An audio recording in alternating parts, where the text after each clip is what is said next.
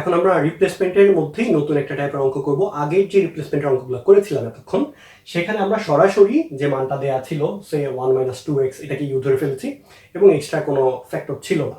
তো আমরা নতুন একটা অঙ্ক দেখি, integration x³ to √1 + 3x⁴ into dx। So এখানে নতুন যে জিনিসটা আছে সেটা হচ্ছে সামনে একটা x³ আছে। আগের অঙ্কগুলোতে কিন্তু এরকম ছিল না, আমার সরাসরি আগের অঙ্কগুলোতে জাস্ট এই পার্টটা ছিল। সো এবং x এর কোনো পাওয়ার ছিল না, জাস্ট 1 - 2x বা 1 - 3x অঙ্কগুলো ছিল। সো আমি আগে রিকোয়েস্ট করবো আপনাদের যে এই ভিডিওটা দেখার আগে রিপ্লেসমেন্টের কনসেপ্টের অঙ্কগুলো দেখে আসবেন, নয়তো কিন্তু এটা বুঝতে অনেক কঠিন হবে। এবং আমার প্লে লিস্টে কিন্তু সিরিয়ালি অঙ্কগুলো দেওয়া আছে যে একটার পর একটা। সো প্লে লিস্টে ক্লিক করে ইন্টিগ্রেশনে বা যোগাযোগে যাবেন, তারপর হচ্ছে সিরিয়ালি ভিডিওগুলো দেখবেন, তাহলে এই অঙ্কগুলো বুঝতে অনেক সহজ হবে। সো আমি সরি বারবার এই কথাগুলো বলি, আপনাদের ভালোর জন্যই, বিরক্ত হবে না। আমরা এখন এই জায়গায় চলে আসি।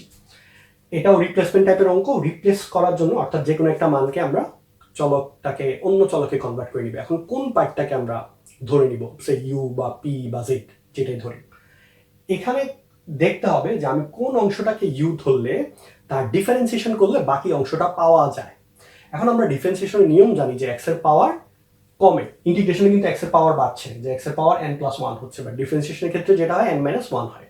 সো আমি যদি x² কে ইউ ধরি, তাহলে ডিফারেন্সিয়েট করলে x² হয়ে যাবে 2x। সো পাওয়ারটা কমছে, তার মানে আমি বড়টাকে ইউ ধরবো যাতে করে পাওয়ারটা কমে। আশা করছি এই কনসেপ্টটা আপনারা মনে রাখবেন। তাহলে আমি এখানে 1 + 3x⁴ এটাকে ধরবো ইউ, সো দ্যাট আমার এখানে এক্স এর পাওয়ারটা ডিফারেন্সিয়েশন করার পরে x³ চলে আসে। সো এই জিনিসটা একটু দেখি মুখে না বলে, তাহলে আর একটু বুঝতে সহজ হবে। আমি ধরে নিই লেট 1 + 3x⁴ হচ্ছে ইউ। সো 1 কে ডিফারেন্সিয়েট করলে পাওয়া যাবে 0, আর প্লাস 3x⁴, x⁴ এর ডিফারেন্সিয়েশন হচ্ছে 4x³। সো 4টা সামনে আসবে, এটা হয়ে যাবে 12x³ হচ্ছে du/dx। এখন কিন্তু আমার এখানে কি আছে, সামনে একটা x³ আছে, এখানে একটা dx আছে। তার মানে আমার দরকার x³ × dx, এটা সমান সমান আমি রিপ্লেস করতে চাই। তাহলে আমি এটা যাব dx-টাকে এই পাশে নিয়ে আসি, তাহলে হয়ে যাবে x³ × dx, আর 12টাকে ওই পাশে নিয়ে যাই, এটা সমান হয়ে যাবে du/12। তার মানে আমি এটা একত্রে দুইটা জিনিসকে রিপ্লেস করছি, মানে এটা সহ রিপ্লেস করতে পারছি। এটাই হচ্ছে কনসেপ্ট। এই জন্য কিন্তু আমি x⁴টাকে ধরেছি ইউ, যাতে করে এটা কমে কিউবে আসে, সো দ্যাট আমি x³ একই সাথে রিপ্লেস করে ফেলতে পারি। তাহলে এখন এই মানগুলো আমি এখানে রিপ্লেস করব।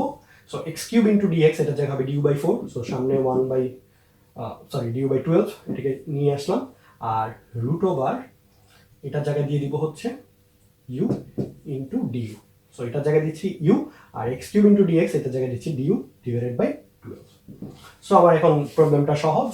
এটা মানে হচ্ছে u⁻½ du, সামনে হচ্ছে 1/12, আর u⁻½ এই কনসেপ্ট ব্যবহার করে এটা হয়ে যাবে u⁻½ এর সাথে 1 যোগ করবো, তাহলে এটা হয়ে যাবে 3/2। So 1/12 × u⁻³ / 3/2।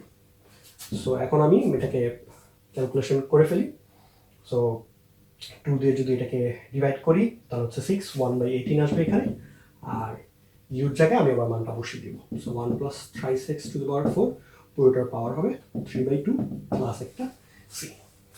সো আশা করছি আপনারা বুঝতে পারছেন যে কিভাবে করেছি, যে আমি এই জায়গাটাকে ইউ ধরেছি, কেন ধরেছি, সেই লজিকটা আসলে বুঝতে পেরেছেন।